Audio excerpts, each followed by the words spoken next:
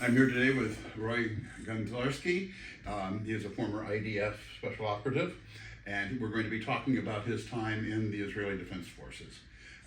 So why don't you give a little bit about your background prior to going in and why, of course, you universal service, you had to go in. Yeah. So tell me a little bit about your time in Israel before the training. Yeah, so born in Israel, and at the age of 1, I actually moved to Asia with my family. My dad was in shipping, and so we moved to Japan, Taiwan, and Hong Kong.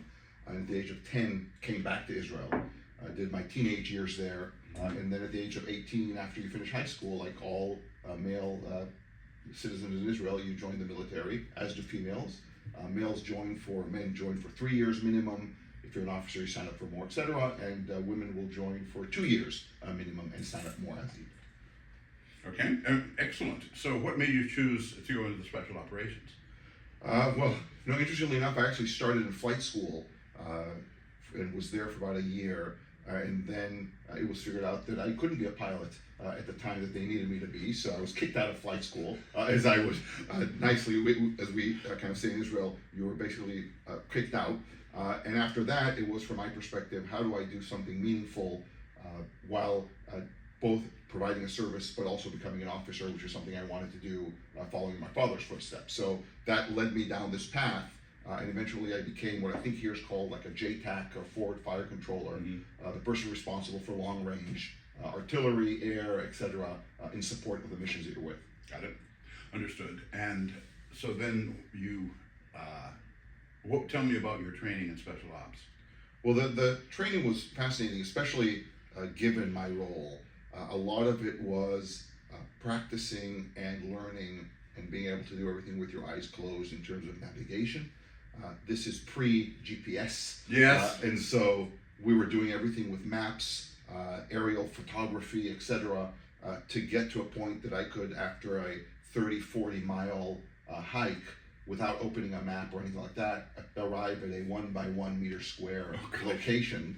Because if you're going to then signal in air or artillery, you have to be accurate, right?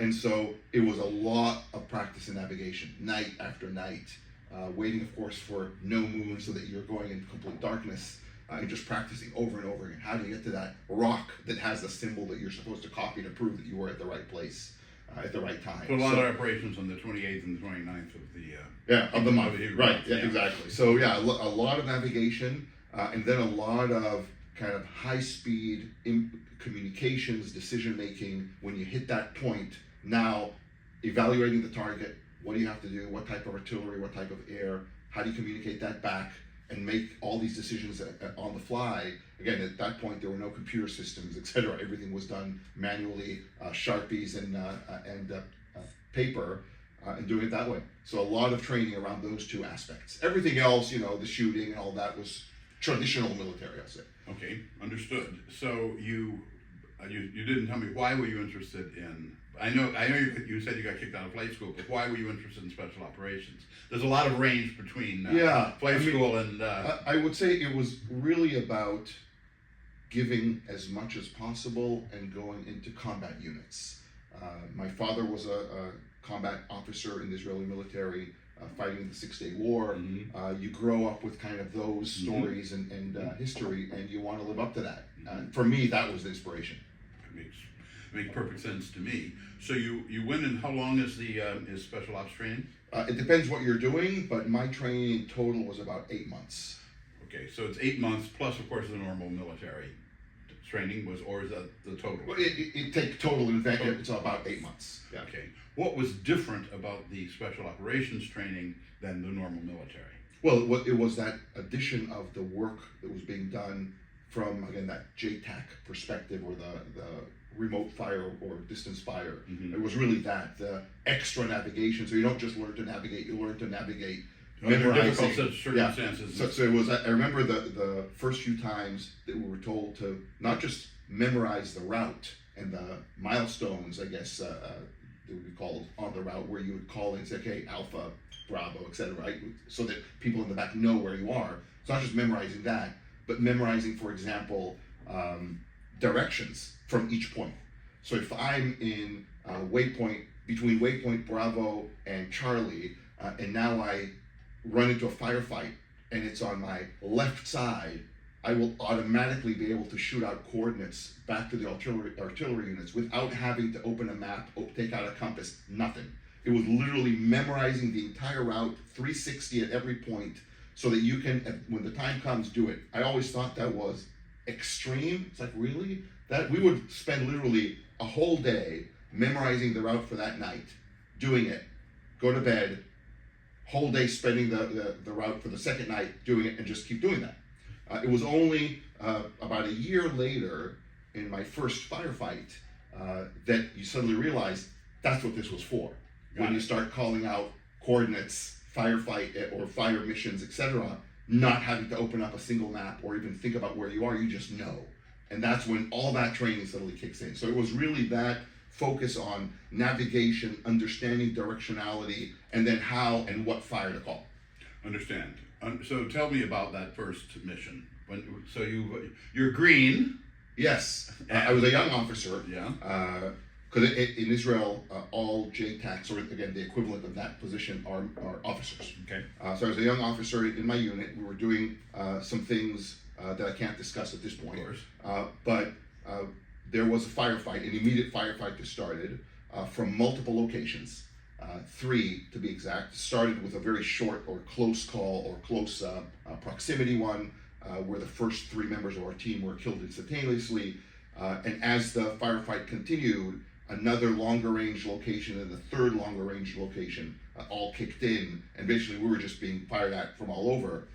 From my perspective, it was both the close call or the close proximity battle, the gunfights with your team, with everyone who's around you. But then there was the artillery aspect, which we brought in, I think it's called danger close, or like closer than what would normally be, where you can literally smell the explosions of the artillery shells happening right next to you, and you can feel the expansion of every explosion. You can feel that on your body. I remember that as the kind of key aspect of the first one. Yeah. Wow. So you're simultaneously having a real firefight and being shot at with artillery. Yes. And having to call in strikes on the artillery. Yes. That's part of the role. I mean, and that's where, when I say the training, you suddenly figure out why it was all there. You do it without even thinking. It's just suddenly automatic. The directions, identifying where you need to fire, how far, speaking on the radio to the guys on the back while fighting. Suddenly all that training of, this is why we're doing this over and over and over and over again. That's why it all kicks in. And then it made complete sense. Right. Years later, I actually became the company commander of the training school for this role, again, these JTAC type fire mission roles. And I remember just drilling that into these young cadets who become officers and seeing the look on their face of, why are we doing this? And then sharing kind of the personal story. This is why. It's not for sake of training. It's not to make your lives miserable. It's because when this happens, and it will, this is why you need to be ready. And suddenly everything kind of came together full circle.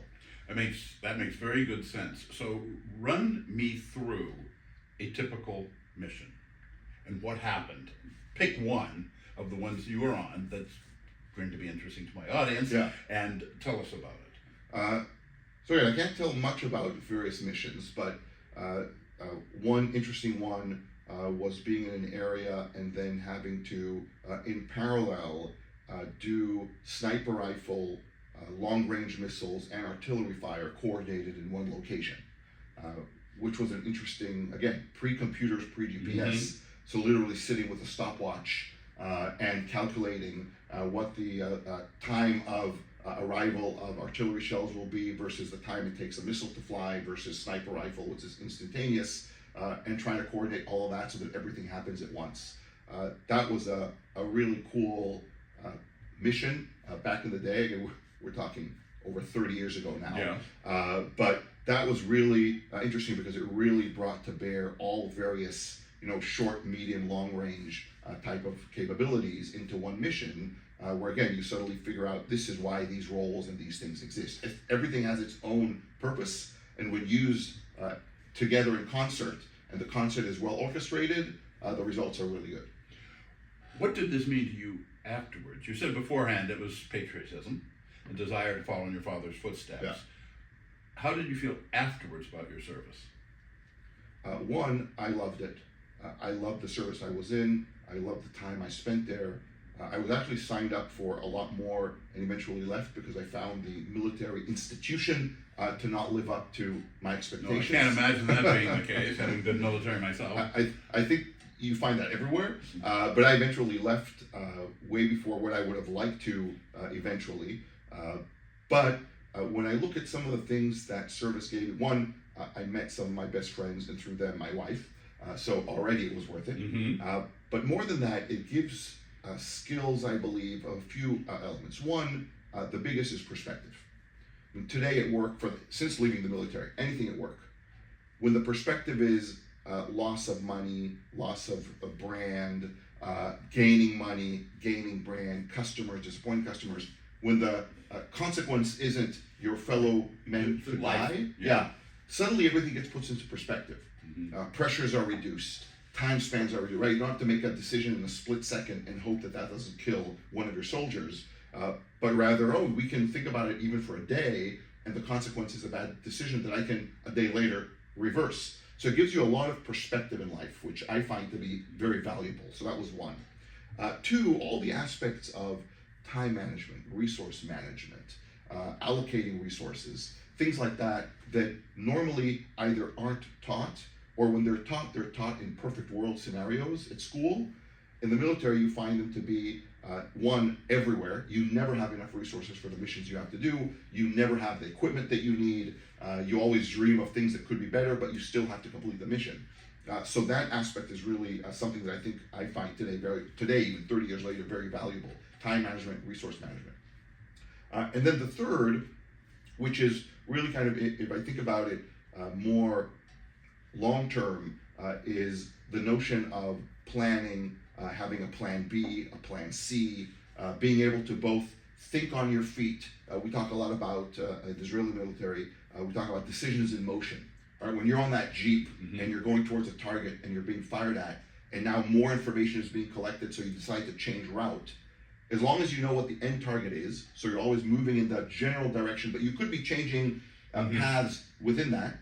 Business is very similar, that's okay. Sure.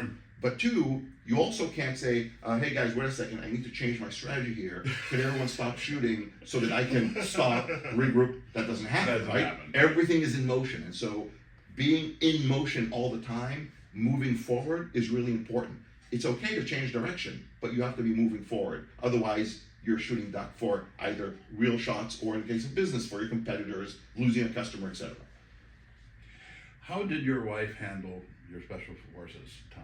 Well, I only married my wife after. Remember, in Israel, you go into the military when you're 18. Yeah, so you were. So I only went to undergrad when I was 25. I met my wife when I was 27. And so everything is later in life when you're in Israel. My wife went to the military when she was 18. She was in the Air Force for 2 years.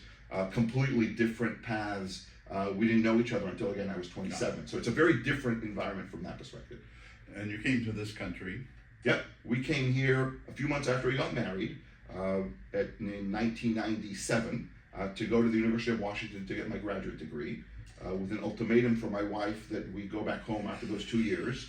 That was 27 years ago. 27 years ago, yeah, okay. Mm-hmm. Yeah, became citizens in 2009, which was in itself its own kind of emotional aspect. But yeah, this is home now. That is absolutely fantastic. Anything you want to say to people before we go into a separate topic? Yeah, actually, one thing that's really interesting, I was actually talking to a few former U.S. military folks, and we were sharing some stories over a beer one night, and we were talking about one of these missions I was in didn't end well, and we came out, and I called my father to come pick me up. And they were saying, what do you mean you called your father? I said, well, we came back into Israel, and I called my dad, and he came to pick me up. And that concept, I never even thought about it, and they didn't. So you're not over there somewhere. You're not in Afghanistan or Iraq or somewhere thousands of miles away. You come out of battle back to your base. You're always in this. You leave and 2 nights before that, I was at home having dinner with my family. The dinner before going in, you go in, and bad things happened, and we came out, and at that point it was bad. But I called my dad to come pick me up and take me home. And within about 45 minutes, I was home. And that notion of, You are literally fighting for your family and your home that's right there. Not philosophically, not conceptually. You're not fighting for a way of life. You're fighting for the life of your parents, your brother, your sister, who are literally 30 minutes, 40 minutes away from where you're having that fight. It really puts a different perspective on things. One, you have to be able to switch on and off really quickly. You can't be in your mind, oh, I'm 20 minutes away from a battle zone, and so I always have to be on. You can't live like that, right? It's not sustainable. On the other Nor hand, can you be in battle mode when you're at home. right, exactly. So you can't do that. On the other hand, you also can't be going into a battle area still thinking about, oh, I just had, a party last night or dinner with friends. You can't be thinking about that. So that need to switch on and off is tremendously important, and it's an important skill that many, unfortunately, in Israel have to learn. It's certainly not something that we've had to do here since the Civil War. Yeah, It's yeah. been a very long time in the United States. Yeah, there's no commute time. Let's no- put it that way. yeah, yeah, no commute time. Exactly right. So let's switch to the modern day, October 7th. Yeah. You lost family. Yep. Second cousin, her husband, and 3 kids under 15. That's got to be rough. Even in a situation where there's a lot of violence around you and the casualty rate in Israel is high, It's never fun. Yeah. It would be astonishing if it were here. Yeah.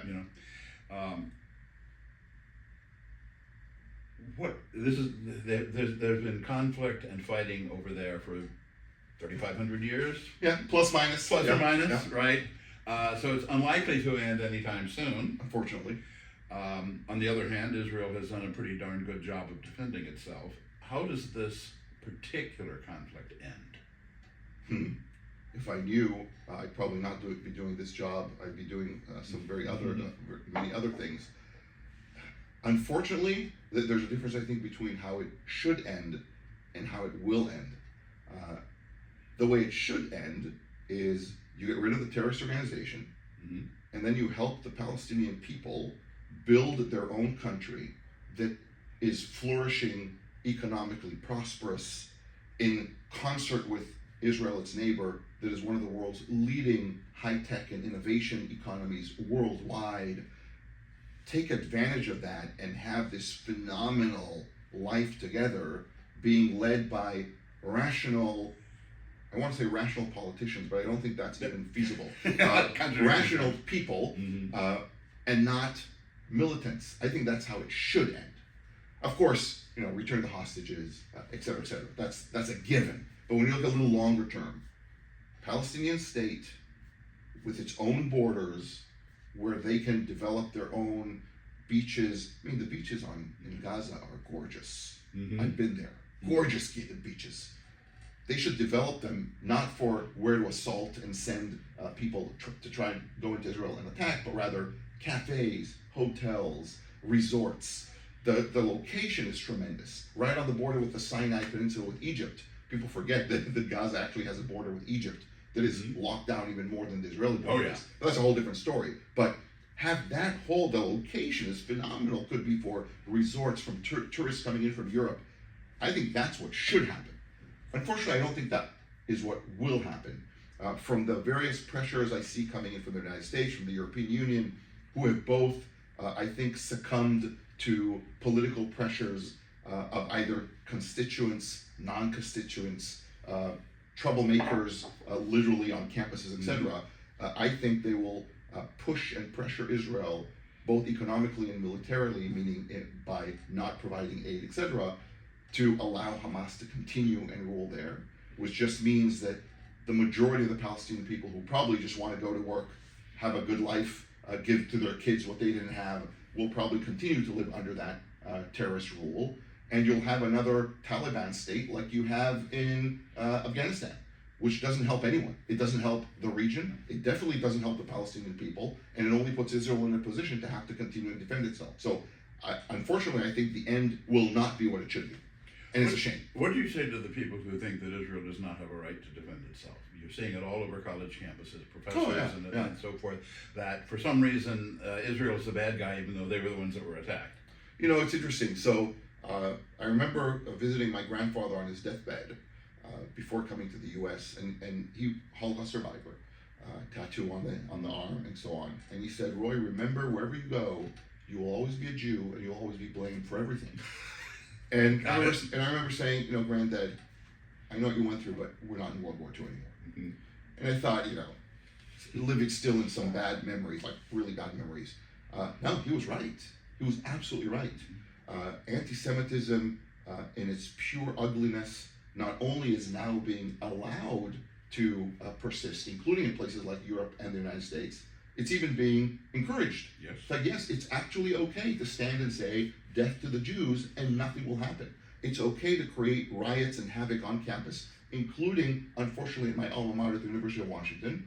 And then they make demands to say, hey, we will stop creating havoc and riots and vandalism and threats, as in death to colonizers, etc., being written and chanted, if you give us all these things. And the university said, oh, okay, look, I just don't want trouble. Please, let's do that. And I'll give free education to people that come from Gaza. We'll give free this, free. And we'll, of course, not prosecute anyone who's broken the law, because why would you ever do that? No, why would you? Right. And so what I would tell them is, get out of your cushion bubbled environment and go to Gaza.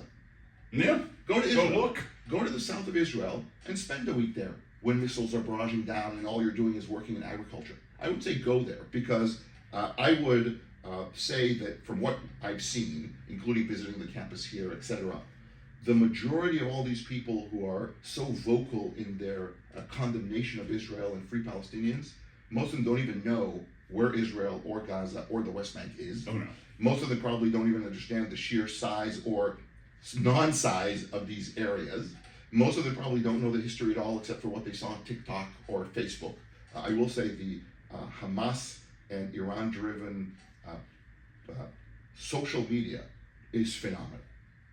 Their PR machine is tremendous. I wish Israel had half the PR capability that these guys do, because they are telling phenomenal stories that this younger, ignorant group are easily picking up, because they like to think that way. I mean, to me, the strangest ones are, LGBTQ for Palestinians.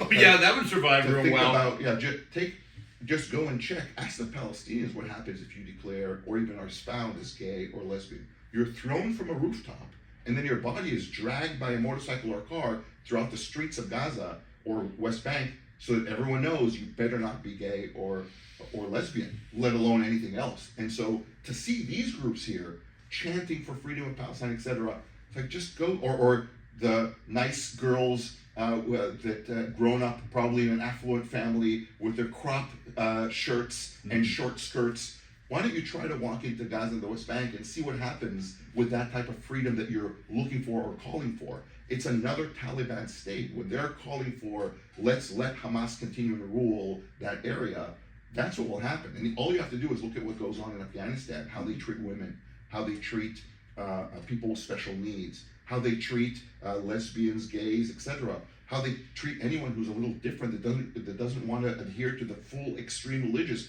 Look at Iran. You don't wear a hijab and you get beat in the streets and then killed in a prison.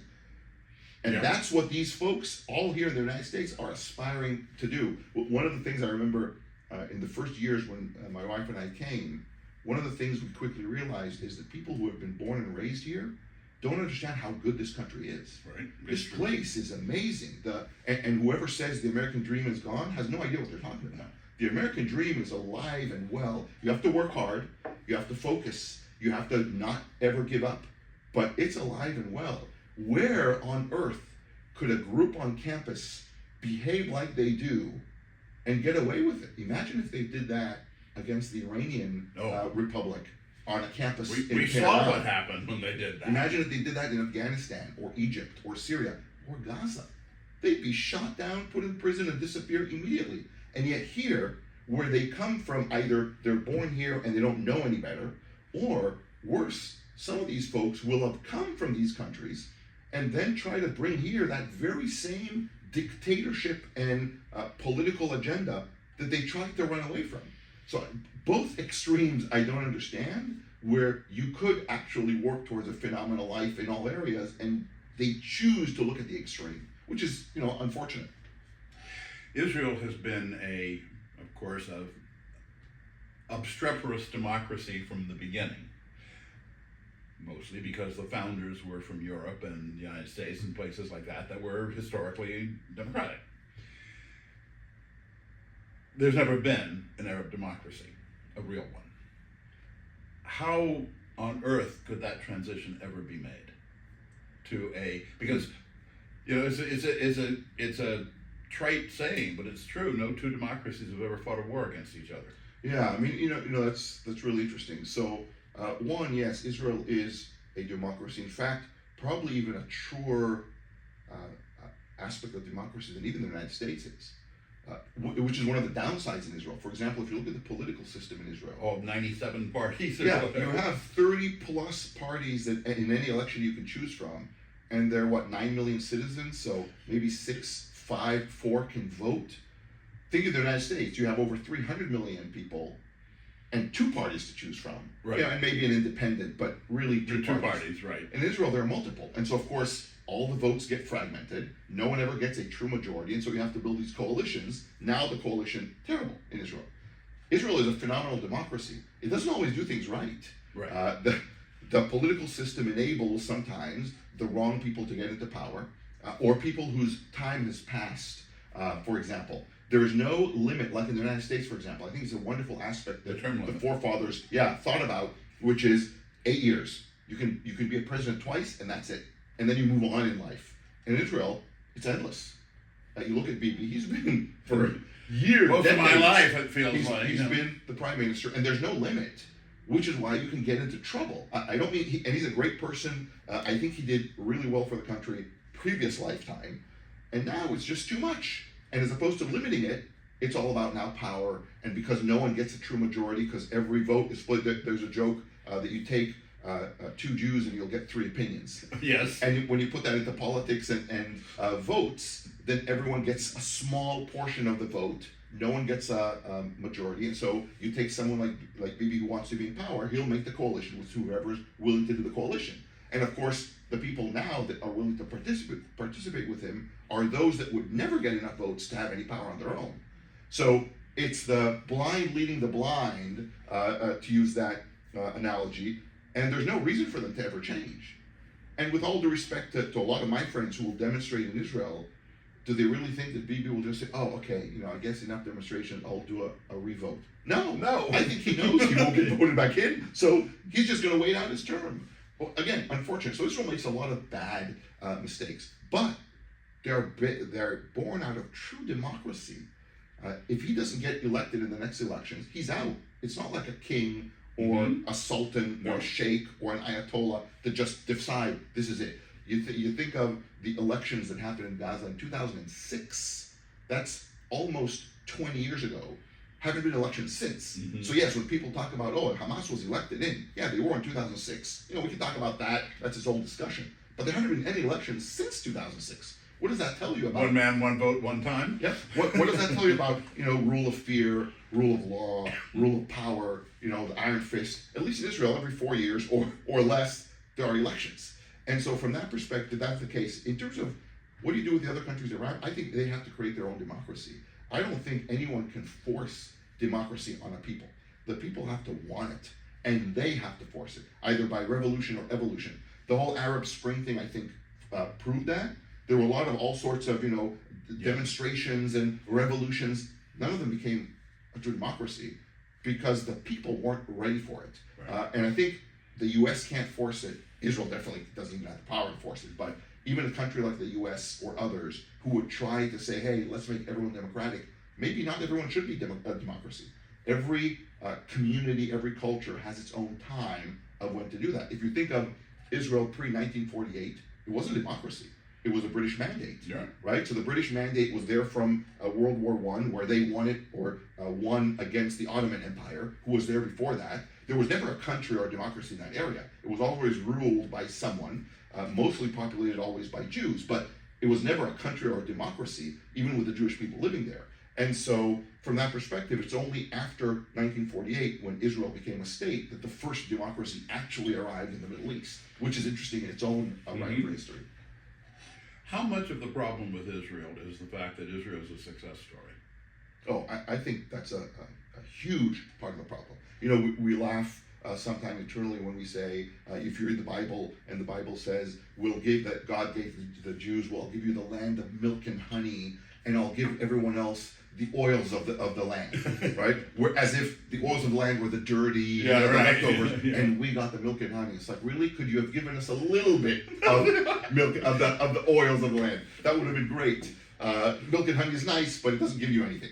And so from that perspective, if you think of Israel compared to all of its neighbors, and even more so, compared to many other countries, you look at NASDAQ, the Wall Street, and NASDAQ, the third largest number of registered companies, traded companies, are from Israel.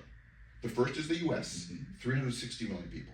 The second is China, Chinese companies registered in NASDAQ with Billion something. billion plus. And the third is Israel, Wow. with 9 million people. Wow. Think about that. Wow. The largest number of Nobel Prize winners per capita is Israel and the Jewish people. There are, if you think of Jews worldwide, about 15 million Jews worldwide. Not in Israel. Israel has about 6 to 7 million Jews, depending on out of the 9 million citizens. The rest are actually Arabs.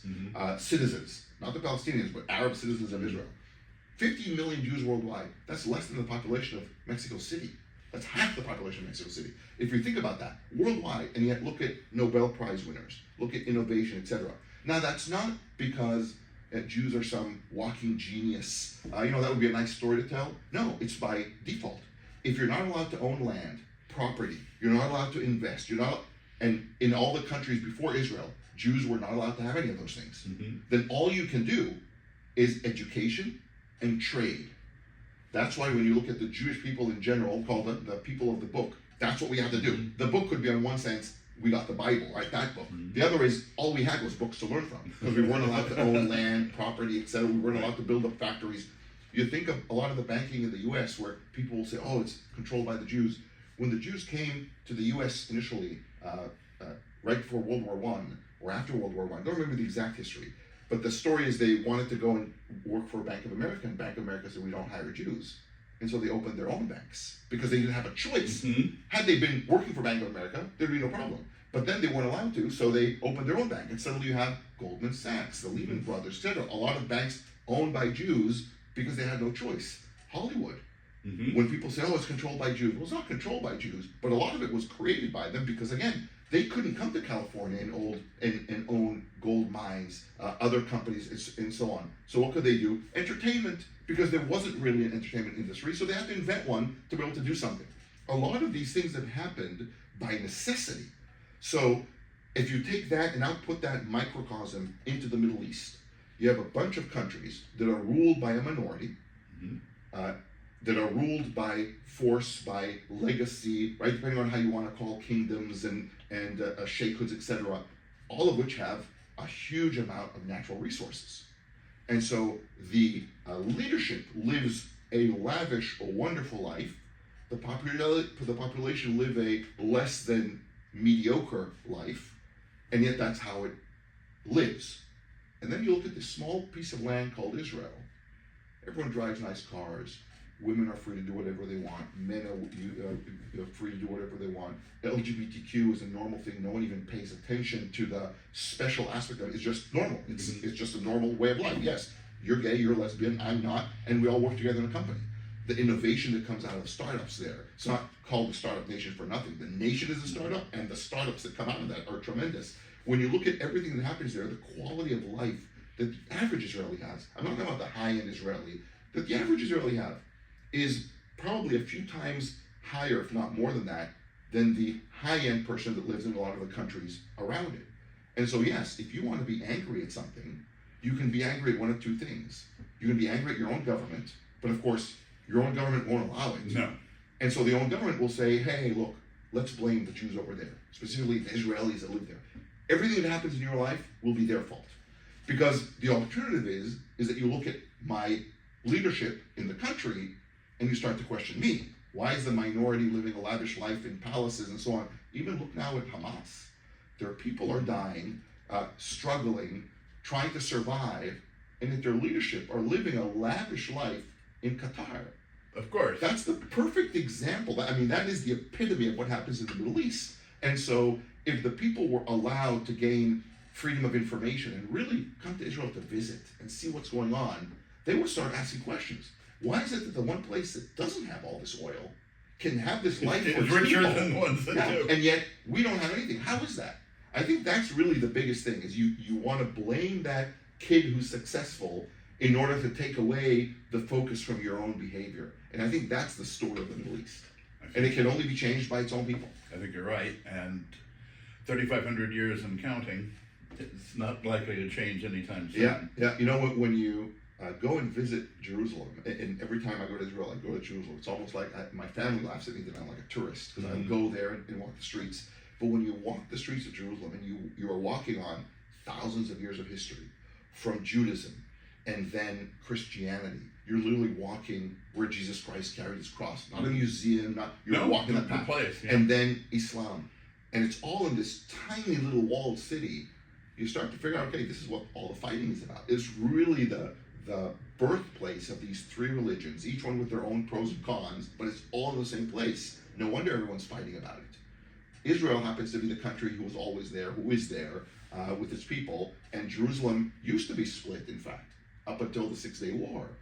But in that war, we took the eastern part of Jerusalem after being attacked. That was part of what happens in war. And interestingly enough, again, I read this interesting article about why is it that everyone in the world thinks like this can happen and everyone just accepts it as part of what goes on. And yet when it comes to the one Jewish country in the world, everything suddenly is a problem. Colonization. I mean, you could argue the history that the Jews were there from the days of the Bible or not. Let's forget all of that. Half of Europe is colonized. Half the Muslim countries are colonized. The United States is a colony. Australia is a colony. All of that is like, oh, well, that's history. That's okay. Oh, but wait a minute. Israelis, no, that's not okay. Why is it that in every country in the world, the United Nations defines a refugee as someone who has left their place of living because of war, whatever it is? You're a refugee for about a year, and then once you assimilate to another country, that's it. You're no longer a refugee. Except for the Palestinians. For some reason, they have their own refugee organization in the UN. All refugees in the world, all of the ones in Africa, Eastern Europe, all of them are taken care of by one organization. The Palestinians have their own specific refugee organization. Now, whether you believe that that organization is way too close, participated in some of the fighting on October 7th, in the attacks, harboring terrorists, I'll let the videos and the movies and so on, and the facts there speak for themselves. I won't give an opinion on that. But why is that? Why is it that refugeehood or refugeeism, whatever the right word is, for Palestinians can pass generations? The grandfather is a refugee, and thus the son and the grandson is also a refugee. How is that? No, because the powers that be don't want them assimilated. How is it that a U.S. citizen whose maybe great-grandfather lived in British Mandate Palestine can still be considered a refugee? How is that? So, am I a refugee of Poland because my grandparents were thrown out of Poland, put into the concentration camps, all their property taken? Am I a refugee of Poland? Do I have a right of return to Poland? Are all the Jews, all of them, who were discarded and thrown out by force from all the Muslim countries they were living in? I mean, there are tremendous Jewish communities: Iran, Iraq, Egypt, Morocco, Libya, Tunisia, all of the countries around. And all the Jews in 1948 were thrown out. People talk about the Nakba, the day that, or the battle in which the Israelis pushed out the Arabs from Palestine, from what was then the new Israel, forgetting that actually, I saw yesterday an interesting video that was taken years ago, that the Palestinian leadership actually recorded themselves saying, we were told by the Arab countries around Israel that we should leave because they're about to attack, and once they finish destroying Israel, they'll be able to come back. That was in 1948, and they didn't win. They lost, and those Palestinians or the Arabs that were living there were left outside.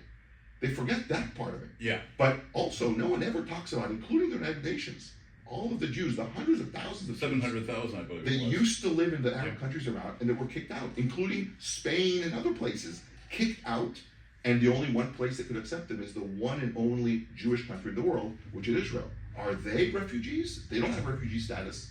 So it's interesting how and even look at today, famine in Africa, fighting in Africa, the wars in Africa, the refugees in Africa, No one talks about them. There was an interesting video not long ago, I think this last week, from the president in Kenya, talking about why is it that the world and the United Nations aren't looking at all the people in Africa who are truly starving, not starved in the notion of the Palestinians in Gaza who don't have the food they're used to, but still have food. He was talking about the people in Africa who literally have no food and drinking water because it's not there. Not because they're getting it in spurts or they have to pay because Hamas is selling them water, but because there is no water, and no one's talking about them. Where are all the demonstrations against Syria and Yemen and Russia? All that's gone. At first with Russia, Ukraine, there are a few demonstrations to help Ukraine. All that's gone because no one cares. But when it comes to the Jewish country, suddenly the demonstrations, the fighting, all that, and suddenly everyone cares so much. Where's LGBTQ for Syria? LGBTQ for Yemen? Where's LGBTQ for the Afghani people? When the United States left Afghanistan and the Taliban went straight back in, where are the demonstrations for those women and LGBTQ and children? Nothing. Only when it comes to the Jewish state. Go full circle. In my mind, I keep hearing my grandfather saying, you'll always be Jewish and you'll always be blamed. And I always remember myself saying, we're not in World War II anymore. And he was right. Yes, unfortunately, he was right. Well, thank you, Roy. No, I really pleasure. appreciate this. Absolutely. It's been very much of an eye opener to hear myself, and I mean, I knew most of this, but I didn't know it associated with you, which I greatly appreciate. So thank you very much. Thank you. It was a pleasure.